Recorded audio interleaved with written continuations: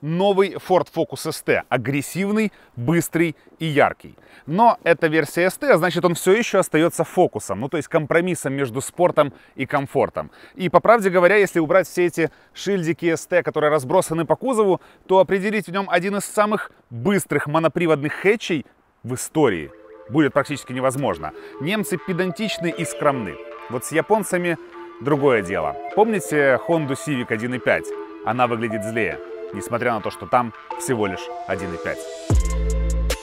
Да, точно злее. Эстеха — это, как любили говорить автомобильные журналисты конца 90-х, волк в овечьей шкуре. И несмотря на то, что оборот этот звучит сам по себе примитивно, он полностью выражает суть Focus ST. Ну, как по мне. Судите сами. Сиденья пускай и жесткие, но не ультимативные. Есть вполне себе вменяемый, ну то есть такой же, как у обычного хэтча, багажник. Есть просторный задний ряд, да и на ходу ничего не предвещает дерзкого норова. Ну, кроме этих дешевых псевдокарбоновых вставок по салону. Такое, конечно. Обычный Focus с практически нормальным расходом и, по сути, стандартным управлением. Ну, хотя это не совсем так, потому что здесь от упора до упора всего 2 оборота, и это одно из самых острых рулевых в этом классе. Но потом мелочи начинают выдавать. Например, лежачих полицейских вы проходите заметно упруго. Заметно более упруго, чем классический Focus. Очень короткая кулиса коробки. Сильно короче обычных версий. Постоянный бубнёж откуда-то сзади. Ну и, конечно же, динамика. До сотни у Эстехи заявлен разгон за 5,7. И это самая низкая цифра в классе. Даже Civic Type R разгоняется на 0,1 медленней, несмотря на то, что у него на 40 лошадей больше. Вообще все автомобили в этом классе едут приблизительно одинаково по цифрам. Civic, потом Megane RS, потом Leon Cupra, Golf GTI и в самом конце Octavia RS. И все бы ничего, но у нас взять Megane RS, например, толком не выйдет. А Civic Type R, ну, исключительно под заказ. Да и то, если упросите. Гольф медленноват, ну а Octavia так вообще. Корейцев в расчет не берем, они у нас как реформы. В основном только в интернете фигурируют. Ну и есть еще один автомобиль, который где-то рядом пересекается со Эстехой. Это Альфа Ромео Джулия. Но это все-таки другая история, потому что там привод может быть либо задним, либо полным. И по сути остается только Seat Leon Cupra. Здесь 290 сил, есть также блокировка переднего дифференциала, и до сотни эта Cupra с коробкой DQ250 должна разгоняться за 6 секунд. Но с этим мы разберемся немножко позже. Сейчас же я предлагаю вернуться в Хорватию и проверить, сможет ли Ford Focus ST разогнаться до сотни за свои 5,7. Итак, пробуем. В нашем автомобиле установлен Performance Pack и есть лаунч-контроль. А это отличная опция, учитывая 280 сил на переднем приводе. Но для сравнения мы замерим ускорение до сотни и без него. Зато у нас есть LSD и, между прочим, блокировка переднего межколесного дифференциала. Она доступна во всех версиях.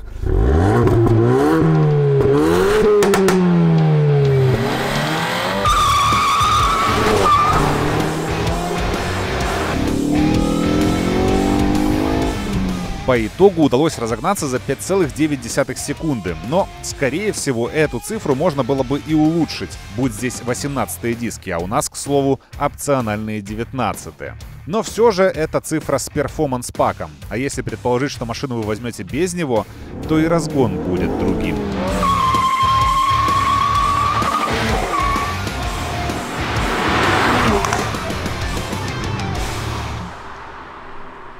Короче, лучшее время 6,2. Либо ESP душит, либо наоборот без нее шлифует и шлифует долго.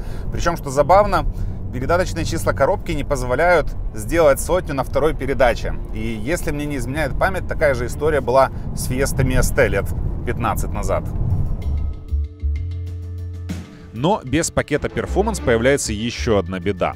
Покрышки долго не проживут. А учитывая, что такие, как у нас, а это с завода на секундочку Michelin Pilot Sport 4 размером 235 на 35, на Е-каталоге стоят от 4500 гривен. Но здесь много предложений от разных интернет-магазинов, и, как видим, реальная цена все же ближе к 5000 за колесо. То тут уж как бы дело такое.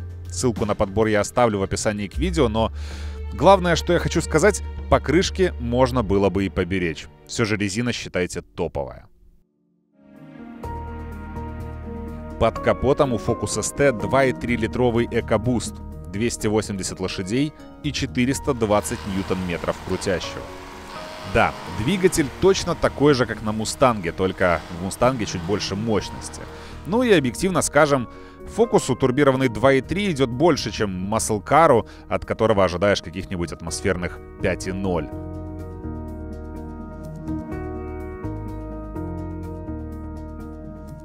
Внешне Эстеха выглядит слегка по-другому, но по большей части так же, как и обычный Фокус. Ну да, здесь уже в условной базе появляются 18-е диски, которые, как вы поняли, могут быть и 19-ми. Здесь появляется Full LED свет. Безальтернативно немного занижается клиренс и появляется спойлер. Ну и по сути это все. Хотя нет, не все. Огромные трубы выхлопной системы. Это вам не SQ5, где все это было имитацией. Здесь все по-настоящему.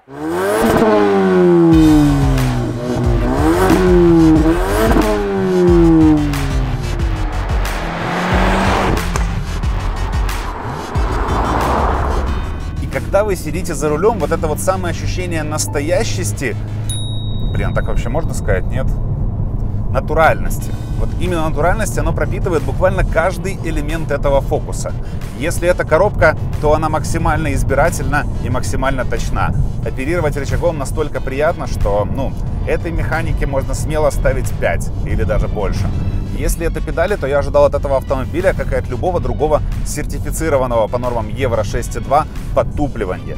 Газ должен работать с лагами, но это не про него. Здесь все молниеносно.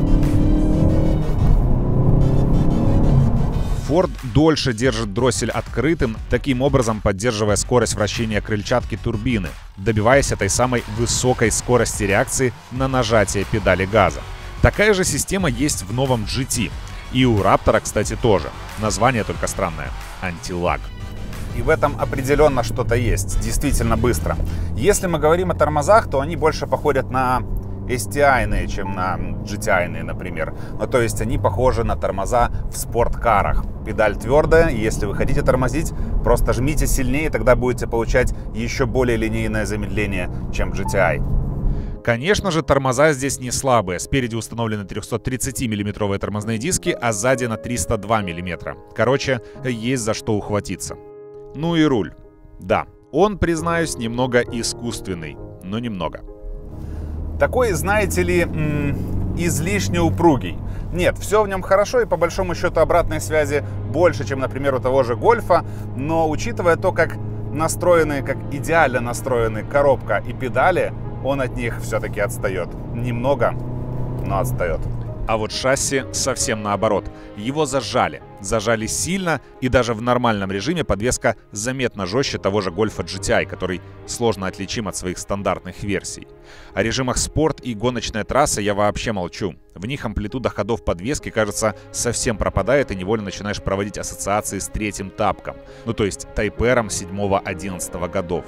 Но, возможно, эту ходовую ST будет делить с самым старшим Фокусом — RS. И, по правде говоря, я даже не представляю, как же он будет ехать. Ведь Эстеха — это просто комок эмоций. То, что здесь не полный привод, это отчасти даже плюс. Ведь вы можете постоянно повизгивать резиной, приводя в экстаз всех школьников на районе. Ну а почему бы и нет?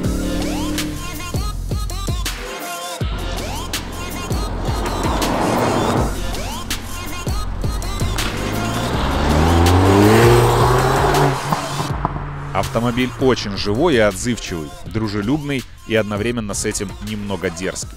Но все же условно практичный и экономичный. Да, но только относительно экономичный. Если ездить быстро, но не на все деньги, то цифра в городе будет в районе 13. Если ездить прям вот совсем укладывая педаль, то 15. То есть я считаю, что это неплохо. Но это на механике.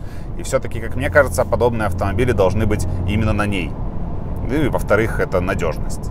Но, с другой стороны, разумеется, вы можете заказать себе Focus ST и с роботизированной 7-ступенчатой коробкой передач. Но, само собой, если вы будете пытаться экономить, то и цифру 10, а то и 9 по городу увидите. Вот только зачем тогда вам этот шильдик на решетке радиатора? Кстати, ST может быть еще и дизельным, то есть как Golf GDI. 2 литра, 190 лошадей, 400 ньютон-метров и до сотни за 7,6. Ну, не впечатляют цифры, зато расход, конечно, будет более чем приятен.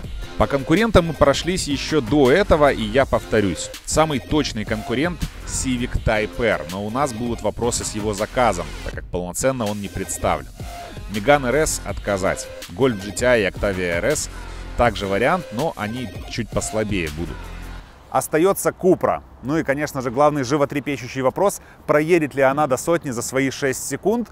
Но здесь стоит коробка DQ 250 на 6 ступеней, и поэтому цифра разгона до сотни 6 секунд. Если бы стояла 381 коробка, цифра была бы 5,7. Вот как-то так. Но в любом случае это не принципиально, потому что прошляпить переключение будет невозможно. Здесь есть лаунч-контроль, поэтому нажал, поехал. В общем, сейчас все узнаем.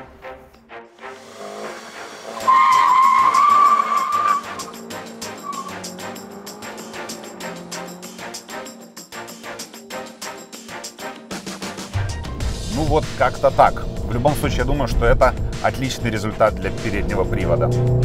Короче, Cupra также быстра, хотя никто и не сомневался. Но ведет себя она на дороге больше походя на GTI, что очевидно. А вот Ford все же ближе туда, к STI, если вы понимаете, о чем я. Ну, к слову, здесь тоже есть псевдокарбон, и он также убог. Трэш какой-то.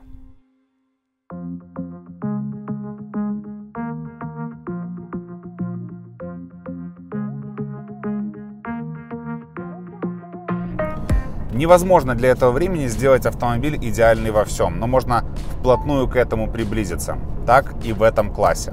Для многих эталонный Golf GTI обладает более простым и менее приятным рулем. Плюс он медленней. Seat Leon Cupra, может похвастать не лучшим роботом. А Ford Focus ST, к сожалению, жестковатой и не самой приятной подвеской. Никто не идеален, но тем не менее я считаю, что баланс качества этого Фокуса более чем приемлемым. Главное, что ему удалось не растерять дух того веселья, которое дарили версии ST в предыдущих поколениях. А возможно, этот самый дух немного даже и приумножить. Подписывайтесь. Дальше больше.